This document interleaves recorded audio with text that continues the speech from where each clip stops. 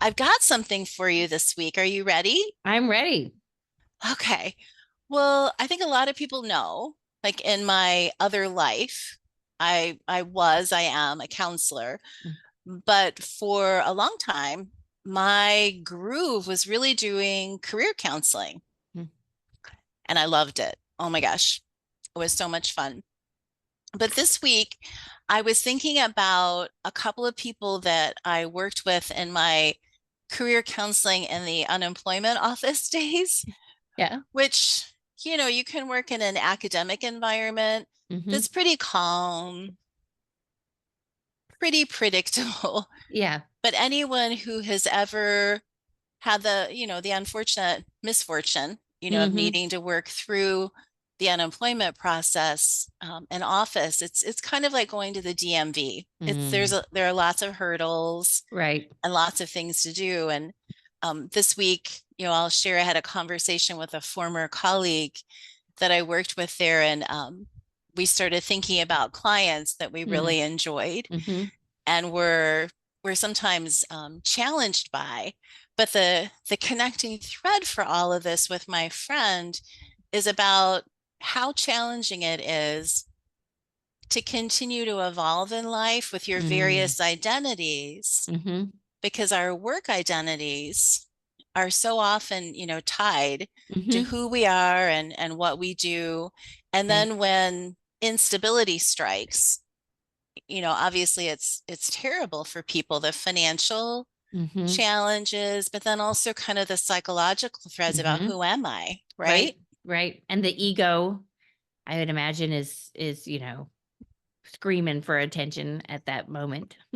Absolutely. And I think, a lot of it in some ways parallels a grief process Hmm. where there's this compulsion to do some blame laying. Hmm. And I would say that, when people's heads are in that space, I mean, you can see it Yeah. when they're in a place like an unemployment office because they're fragile, they can be Hmm. aggressive at the same time. But the thing that I was talking with my friend about is how easy it was at times to kind of see, even though we were in offices and working with individuals in small groups, you get to know the regulars a little Hmm. bit that are coming through, and their personalities sometimes are revealed in what they do in just a waiting room. So there Hmm. was one woman that we loved, and I'm not going to use any names here because I won't get Yeah. anyone in trouble. But she compulsively rearranged the furniture. She in the waiting area, she was moving things. She would like tweak the alignment for flow. Um, she would adjust the artwork if it was a little off in some way, and really it wasn't artwork at the unemployment office. It was, Right. crazy motivational, tacky Hmm. posters mostly. Hmm. But she did it and kind of couldn't help herself. And so we could make a game out of this. Do you want to guess what her career was? Um, was she an interior designer? Ding, ding, ding. Yes, she was. Okay, that was She, easy. You just set me up with for a yeah, she was an industrial interior designer. So mm, her specialty was working in large office buildings. mm-hmm. She knew a lot about flow, and kind of good service. But she would walk in, and while she was waiting, that's what she would do. So Mm-hmm. it was a preoccupation from her occupation. She couldn't separate. Yeah. So it's so obvious. And then there was a Well, gentleman. I Oh, appreciate go you ahead. giving me the soft pitch on that because that was a pretty easy one to hit. Mm, well, the next one I won't ask you because it's Okay. it's part of the story, Uh, but it pulls at the heartstrings because there was a sweet man who brought his laptop mm, every day, not unusual, had his headphones.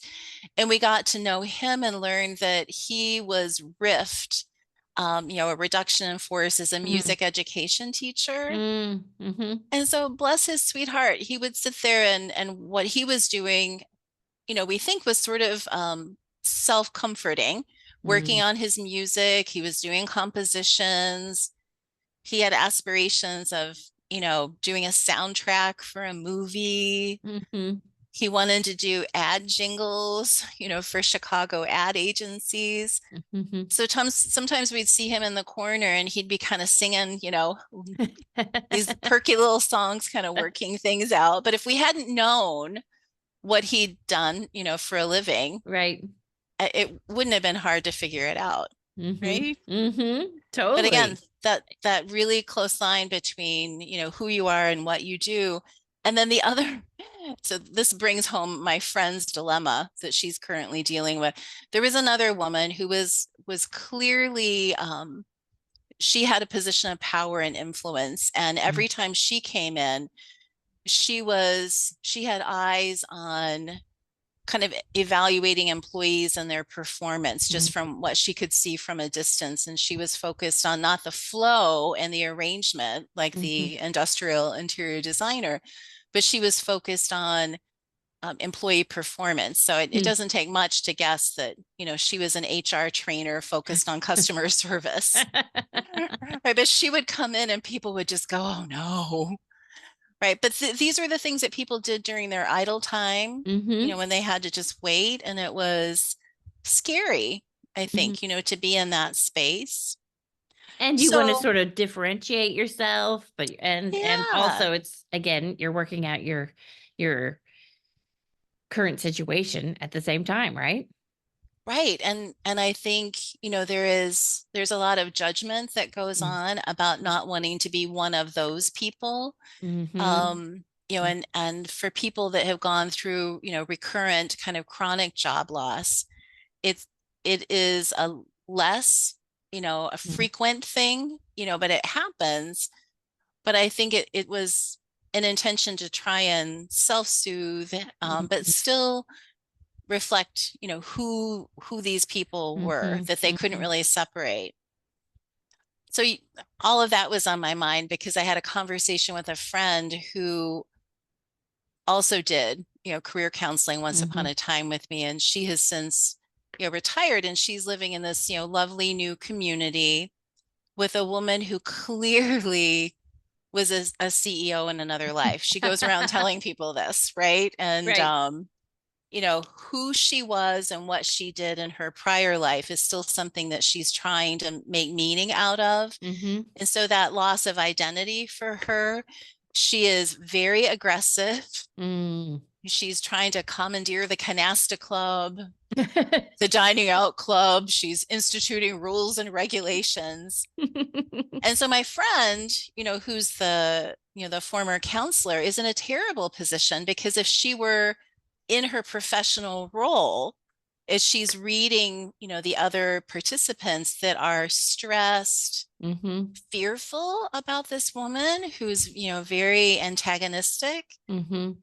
She's reading all of this and taking it in, but has no role to play. She's just a member of the group. She's not the mediator. She's not the person that's trying to Right. make it right for others. And so I think when I was talking with her recently, we joked about some of the people we once worked with and how difficult it can be in your second life, in your Mhm, retired life, people that go through job transitions, that sense of loss. mhm. But this woman who's literally carrying around, her former distinguished life of power, Right. in her purse is causing significant stress and heartache for a Right. lot of other people. Because nobody's paid to work for her. Hmm. Right. Oh, that's so fascinating. I mean, it's sort of almost it makes me think about the chicken and the egg. Did these people were there these, strains so strong within that that's how they found those professions? Especially like the music teacher, Hmm. composer. Obviously, he was working his passion. Hmm. And then the other, on the other side, is it, that the CEO, she's, used to leading and her mode was power over people as opposed Yeah. to power with people. Yeah. And um, she Yeah. got her validation that way. I mean, it's just fascinating to think about. Hmm. Then your friend, who's then, has her job, her helper role that she, also did as a career Hmm. trying to sort it all out. I mean, as you said, that's just a terrible position for her to be able to be in and Yeah. see. Yeah. But I think you said that so beautifully because people devote a lot of time and who they are, that development of self when they're in the Mhm, working world. mhm, And the man who wanted to be in his head composing, he was thinking about things and music and, mhm, the creation and the abstract. The woman who wanted to move the furniture around was thinking about the physical world and mhm, what she could manipulate. And then the woman who was, armchair quarterbacking, the customer service, she's looking at the people and their performance. You can't help but see some of those like traits or mhm. preferences that people have about how they want to contribute. But there is that line that gets crossed where you're no longer valued for that skill, Right? right? And when do you shut it down? Yeah. Yeah, and how No. do you shut it down? I mean, Yeah. I think that might be the bigger of the questions, I heard a wonderful quote, and I think it's from Maya Shankar, who's a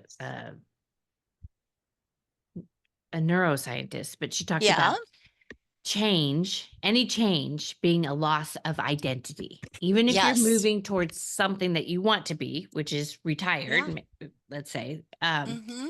or, Yeah. a loss that you don't want to be, which is unemployed, Mm-hmm. um, that change comes with loss of identity because you're having to switch out of how you've faced the world, how you've Yeah. interfaced. Yeah. And if you're not moving towards something, I think change is hard that way. Yeah. Yeah. And I